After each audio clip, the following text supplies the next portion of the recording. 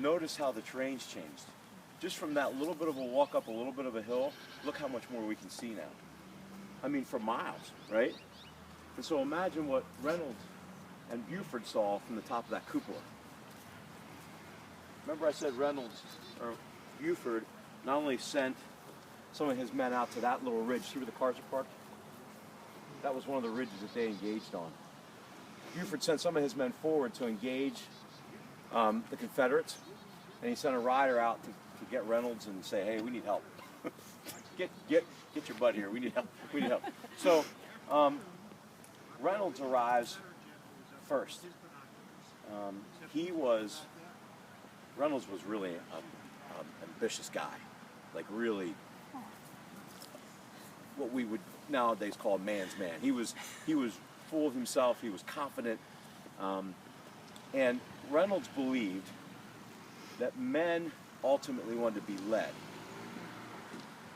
not just in the sense of giving them instructions, but that you should lead by example. So Reynolds was first on the scene among his command. In other words, he rode ahead of his men to get here, because he could tell Buford. He knew his friend pretty well. He knew if Buford said he needed help, he needed help.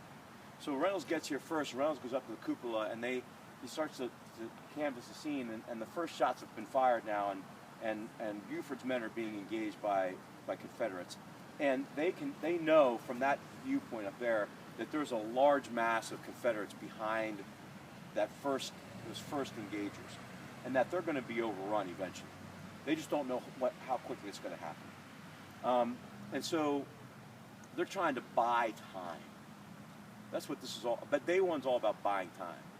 And so what they're doing is they're trying to keep the Confederates stifled until more Union troops can get here. And so what happens is Reynolds gets on his horse, rides out there, and is like calling men to arms. Like he's going, let's go, boys. We're not only are we going to defend these hills, we're going to advance. Essentially what happens is Reynolds is shot off his horse and killed in the early morning hours on July 1st. So that one of the top generals in Abraham Lincoln's Union Army, now reeling on its heels, about to be overrun, loses one of its top commanders in those early morning hours. And Reynolds is brought back here to town, and he's cared for in one of the local homes, but he dies pretty quickly. The gunshot wound was to the back of his neck. And but the men are inspired by it. I mean, obviously, one of these guys that they've looked up to and commanders, so they fight valiantly. Buford keeps moving troops forward, He knows that now Reynolds' division is coming, and essentially what happens is for 6 hours they hold this hill, and the Confederate force is just too strong, and when the Union finally falls back, Buford and his men ride through town, and by now Reynolds' army has arrived, and they've encamped on the next ridge, which is Cemetery Ridge, which is where Little Round Top and Big Round Top are. The second and third day of battle occur there, and ultimately the ability to hold that ridge is what swings the whole battle and the whole war, okay? Because the Confederates lose on the third day thousands and thousands of men. But in the process of this hill being taken, about 9,000 men are affected from the Union. 3,000 are killed, 6,000 are wounded or taken prisoner. And another piece of this for me, and what I wanted you all to hear, is this building becomes really critical. The seminary, the men have left. The family that lived here are still here. And the Krauths are here. The Schmuckers are here. And very wisely, Buford's men get Simon Schmucker away from the ridge. He's a known abolitionist. And if he'd have been taken captive, he most certainly would have been killed. Probably execution style. So they get him off the ridge. So as the ridge is overrun and everybody else falls back towards the next hill, through town, the town of Gettysburg falls into Confederate hands. And in the meantime, so does the ridge.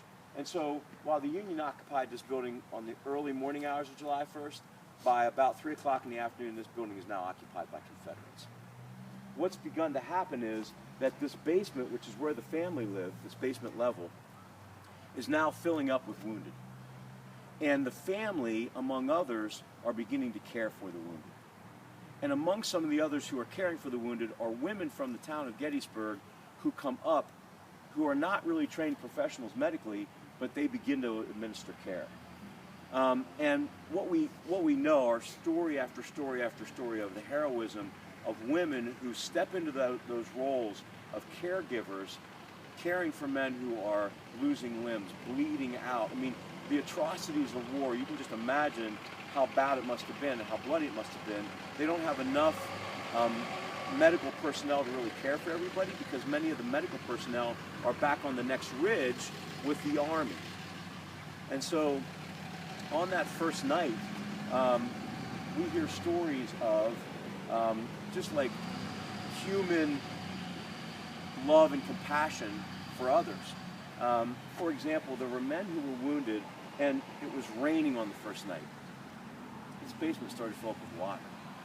Now there's guys laying down there, bloody, half dead, some are unconscious, and the young man of the family is literally carrying men up 2 or 3 narrow flights of steps to get them up to safety, bloodied, wet. You can imagine what the smell must have been like. And so there's these kind of acts of heroism that are happening all around us. And again, I want to draw us back to Paul, who is saying, in God's eyes, in Christ's world, you are not slave or free, you are not Greek or Jew, you are not male or female, you are all one body under Christ, right? It's one of Paul's primary focuses in his teaching and his understanding of what Christ was telling us. And here we have it. There are Confederates and Union Army, all dying in this basement and in this building.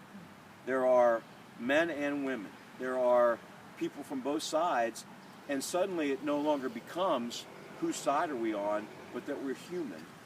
And that in that response, even after a day of killing each other, that Christian side comes out where we go, now we need to care for each other. And so what happens for the next 7 months in this building is that this building becomes a place of healing and cooperation and caring for each other. And it's really significant in the history of this battle that that's what happens here on this hill in the Lutheran Seminary. And I think, to me, it really speaks to this whole idea that Paul gives us, that in God's eyes, in Christ, we are one. Questions or thoughts?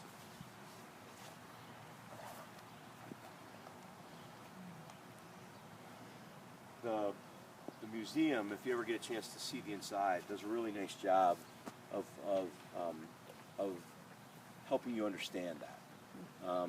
That the care that was given to one another, and there were some atrocities that happened too, but for the most part, the care that was given to one another in the aftermath of everything that happened here is really critical and significant. Buford, the hero of the day, really, does not die in this battle. He he and his men actually fight on day 2 as well on Cemetery Ridge valiantly. Soon after this battle is over, he's very frustrated with the Union leadership, the Army leadership, and he takes basically a sabbatical from the war, and they send him home to Kentucky. And he comes back in the fall, reassumes his command, and actually gets sick. He gets one of the fevers, and I can't remember which one they are, and dies from the fever in December. But but will always be remembered as the man who really saved the Union. At West Point and among the generals and among military leadership, he really was the guy who made the choice that was the defining choice in this battle. There were other choices that were made on day 2 and day 3, but in terms of Gettysburg becoming the turning point of the war, Buford's decision on day 1 really has a lot to do with it. Any other thoughts or questions about it? It's very cool to hear. You can Picture. There are a couple of things that are still living that saw the battle that day. Yep. There's a couple trees on campus that were here during the battle. That really big one, right there beyond that evergreen. Okay, if you ever get a chance to walk over there during the day sometime, number one, it's an enormous tree around, and its root ball is gigantic, and its roots and so forth, like, you know, are above ground in most places. It's a fascinating tree. It's not mentioned anywhere because people actually who are like fanatics about the Civil War come and break pieces of it off and want carvings out of it. So we don't talk about it much, but that's one of the trees that was here. And there's a few others on campus, but yeah,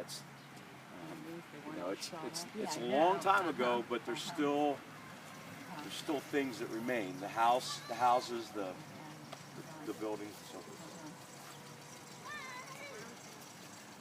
Any other reflections or thoughts before we go back inside?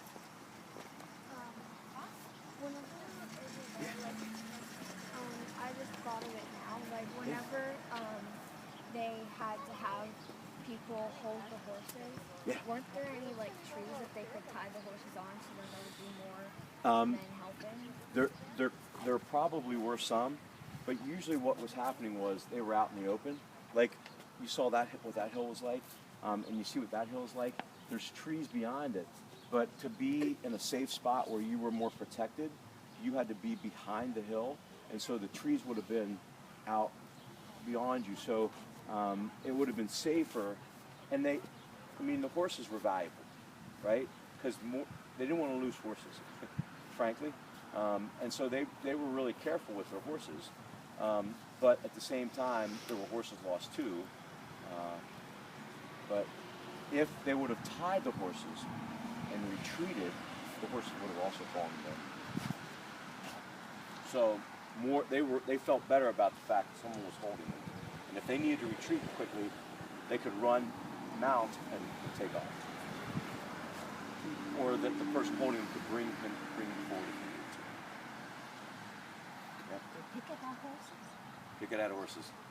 Pickett's charge on the final day of the battle was the really definitive battle of Gettysburg, and Pickett was just decimated. Pickett's people were wiped out. I did a Pickett's charge as a 5th grade teacher. Oh yeah. And so we walked, the students, we walked across and we had colored and we all died. There were 2 of us. We had each 2. Wow. Yeah, we made it to the angle. Made it to run up the hill. Yeah, it's one of the sad. You know, it's interesting to me, and obviously, He was way what happened was, I think General Lee from the South was so confident in his army. He believed, number one, he believed in his men, but he also believed that they were ordained to win. Yeah. Like he really he was a God-fearing man, and he believed that God was on his side. He was asked to lead the Union